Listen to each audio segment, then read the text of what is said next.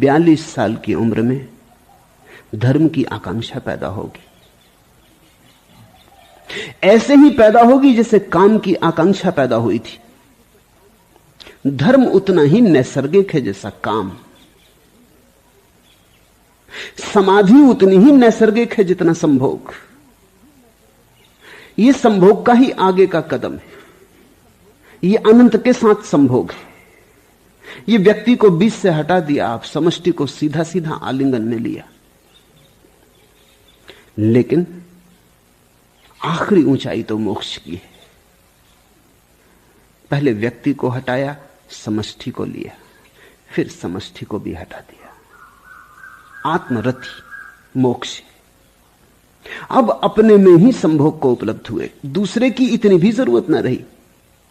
प्रेमी को प्रेयसी की जरूरत है, भक्त को भगवान की जरूरत है, मोक्ष के यात्री को भगवान की भी जरूरत नहीं।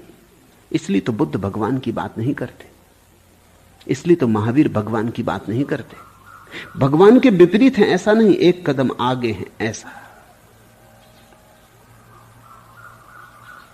मोक्ष, मोक्ष शब्द भी समझने जैसा। इसका अर्थ है दूसरे से मुक्ति। काम में पड़ो तो दूसरे में बंधना पड़ता है। यही तो पीड़ा है प्रेम की। दूसरे के बिना हल नहीं होता, और जिसके बिना हल नहीं होता उस पर क्रोध आता है। इसलिए पति पत्नी लड़ते ही रहेंगे। इस लड़ने को बचाया नहीं जा सकता। इसका यह मतलब मत समझना कि पत्नी बुरी है या पति बुरा है ना। इससे व्यक्तियों का कुछ लेना देना नहीं। यह काम का स्वभाव है, प्रेम का स्वभाव है कि दूसरे पर निर्भर होना पड़ता है। और हम स्वतंत्रता चाहते, निर्भरता कोई नहीं चाहता। प्राणों के प्राणों में छिपी मोक्ष की आकांक्षा है। हम कहते हैं हम कुछ ऐसे हो जाएं कि अपने में काफी हो। ऐसी कोई स्थिति न रह जाए जिसमें हमें दूसरे की जरूरत हो। आप तो काम हो जाएं, तभी तो मौज होगा, तभी मजा होगा, क्योंकि कोई सीमा रेखा न रह जाएगी। जब चाहेंगे तब आनंदित होंगे, किसी पर निर्भर न रहना पड़ेगा, कोई कारण न होगा।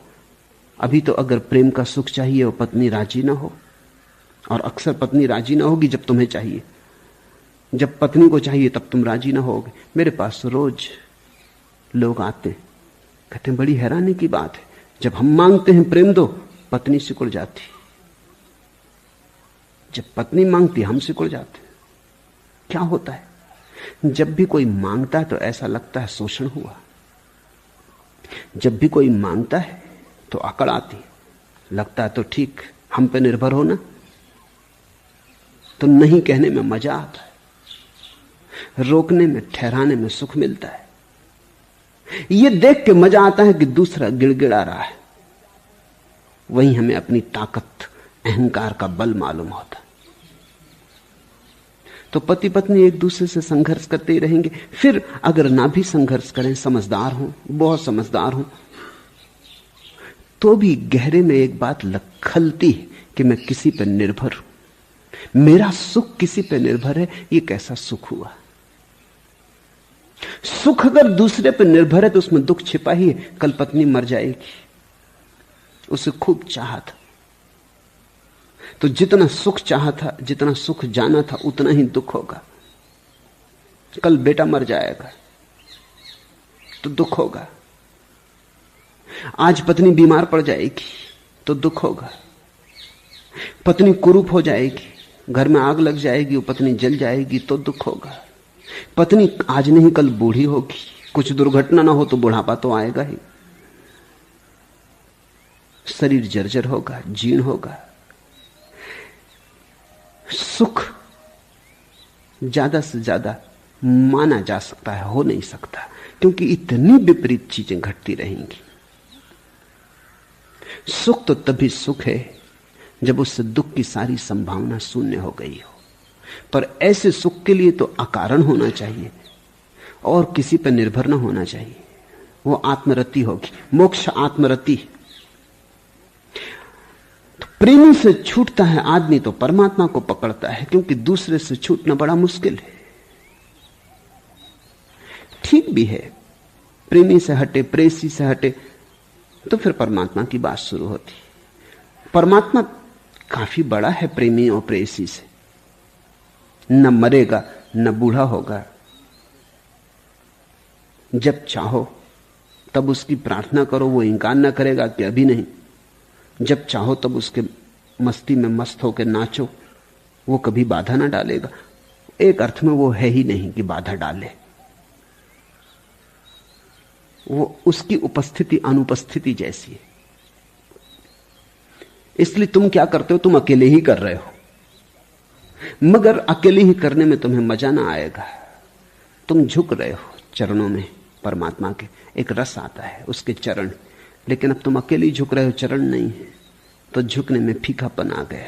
कोई है ही नहीं जिसके सामने झुक रहे हो। तुम मंदिर में बैठे परमात्मा से बात कर रहे हो, बात में रस है, क्योंकि तुम सोचते हो उस तरफ कोई सुन रहा है। न केवल सुन रहा है, अगर भक्त डूब जाए ठीक ठीक तो उत्तर भी आने शुरू हो जाते हैं, वो भी भक्त से ही हैं, उसके ही गहरे अचेतन से आते हैं, वहां कोई भी नहीं है, मगर उसको लगता है आते हैं, और इतने सत्य होते हैं कि ये तो मान ही नहीं सकता कि मुझसे आते।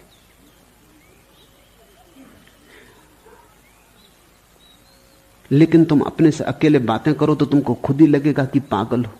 तुमने देखा, अगर मंदिर में कोई भक्त हाथ जोड़े खड़ा है और कह रहा है हे पतित पावन, तुम उसको पागल नहीं कहते। लेकिन बगीचे में कोई खड़ा है, प्रेसी पास नहीं है, वो कह रहा है हे देवी मैं तेरे चरणों की धूल हूं, तो तुम कहोगे पागल हो गया। दोनों एक ही काम कर रहे हैं, लेकिन एक भक्त है। हम सब ने मान लिया है कि परमात्मा दिखाई नहीं पड़ता अदृश्य। जिन देशों में भगवान की धारणा खो गई है, उनमें पागलों की संख्या ज्यादा है। उसका कारण है कि उनके पागलपन के निकास का एक द्वार बंद हो गया। अब वो सभी बगीचों में खड़े हो, प्रेसियों से बात कर रहे हैं। अगर वो भारत में होते तो मंदिरों में होते, परमात्मा से बात करते, कोई उन्हें पागल ना कहता। वो पागल थे भी नहीं, क्योंकि परमात्मा उस तरफ है। ये धारणा ही उनको हल्का करती, निश्चिंत करती। ये धारणा ही उनके पागलपन का रेचन करती। तो जब प्रेमी से कोई मुक्त होता है तो परमात्मा को पकड़ लेता है। लेकिन बुद्ध और महावीर जैसे लोग कहते हैं मुक्त तो हुए लेकिन पूरे मुक्त ना हुए, थोड़ा तुम बचा लाए, इसको भी जाने दो। आकार तो छोड़ दिया, भाव ना छोड़ा, भाव भी जाने दो। इसलिए तो भक्त सूफी हैं, वो परमात्मा को प्रेसी मानते हैं। तो उनका सारा वर्णन परमात्मा का ऐसा ही है जैसे एक सुंदर स्त्री का, परम सुंदर स्त्री का, क्लियोपेत्रा का।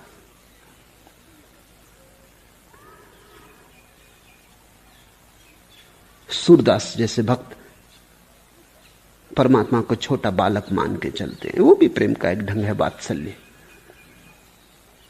तो कृष्ण के बचपन की कहानियां, गीत, उनका ठुनुक ठुनुक के चलना, उनके पैरों में बंधी पायल की झंकार, जैसे एक मां अपने बच्चे में रस लेती, ऐसी कोई मां है जिसने अपने बच्चे में उतना ही रस न लिया हो? सभी मां लेती। सूरदास कुछ नया नहीं कर रहे। वो जो वात्सल्य का भाव है उसको आरोपित कर रहे हैं कृष्ण पर। फिर कोई कृष्ण भक्त हैं, बंगाल में एक संप्रदाय है, वो अपने को सखी मानता है, कृष्ण को पति मानता है, तो वो स्त्रियों के ही कपड़े पहनते हैं। अब धीरे धीरे उनकी संख्या कम हो गई क्योंकि जमाना अनुकूल नहीं, मांग भरते, स्त्रियों के कपड़े पहनते, स्त्रियों जैसे ही चलते, रात कृष्ण की प्रतिमा को छाती से लगा के सोते। ये सब प्रेम की ही जगत की बातें हैं जिनमें से आधा हिस्सा बदल दिया गया। उस तरफ अब कोई ठोस प्रेमी नहीं है, लेकिन इस तरफ ठोस प्रेम का भाव अब भी। प्रेमी विराट हो गया है, लेकिन भाव अभी भी दूसरे पे बंधा है। बुद्ध कहते हैं वो भी जाए, क्योंकि इसमें भी पर निर्भरता है। कभी तुम बुलाओगे और वो न बोलेगा, कभी तुम चीखोगे चिल्लाओगे और वो ना आएगा। वो तो है भी नहीं उस तरफ। कभी तुम्हारे ही भीतर ऐसी संगति होगी कि उत्तर आ जाएगा, कभी संगति ना होगी, उत्तर ना आएगा। ये भी निर्भरता है, तुम पूरे ही मुक्त हो जाओ। मोक्ष की धारणा भारत में ही पैदा हुई, क्योंकि परमात्मा से मुक्त होने की धारणा भारत में पैदा हुई। ये धर्म का आत्यंतिक रूप है। संसार से मुक्त होना धर्म का पहला कदम, धर्म से भी मुक्त हो जाना धर्म का आखिरी कदम है। धर्म जब तक धर्म के भी पार ना ले जाए तब तक एक नया बंधन बन जाता है। ईसाई हैं, यहूदी हैं, मुसलमान हैं, परमात्मा पर अटक गए हैं, मोक्ष की धारणा नहीं।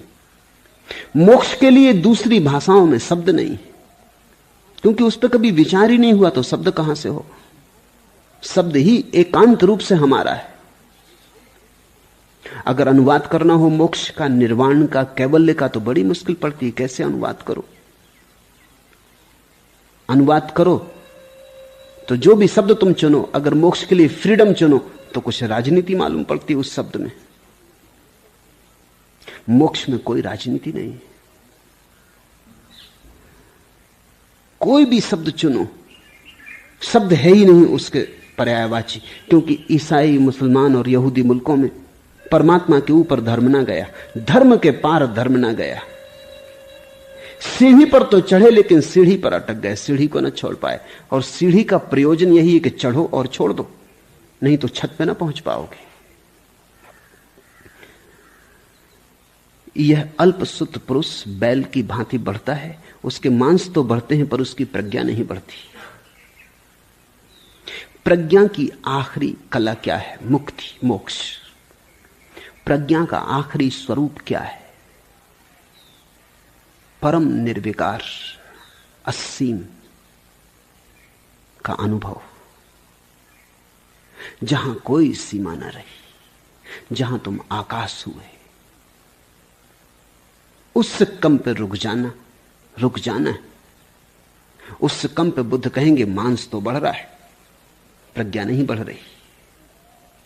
बड़ी ऊंची गौरी शंकर के शिखर को हमने लक्ष्य माना है। इससे छोटा लक्ष्य मनुष्य के योग्य भी नहीं। लेकिन इसका यह अर्थ नहीं कि हमने और जीवन के लक्ष्यों को इंकार किया है। यही भारत की अनूठी सामंजस्य और समन्वय की कला है।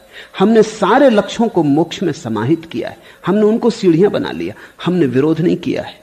अब तुम चकित होगे, क्योंकि आमतौर से ऐसा लगता है बुद्ध जीवन विरोधी है, लेकिन ये सूत्र तुम्हें बताएंगे कि ये बात कहीं ना कहीं गलत हो गई, गलत हाथों की व्याख्या है। बिना रुके अनेक जन्मों तक घर को बनाने वाले को खोजते खोजते मैं संसार में दौड़ता रहा। पुनः पुनः जन्म पाना बड़ा दुख रूप है।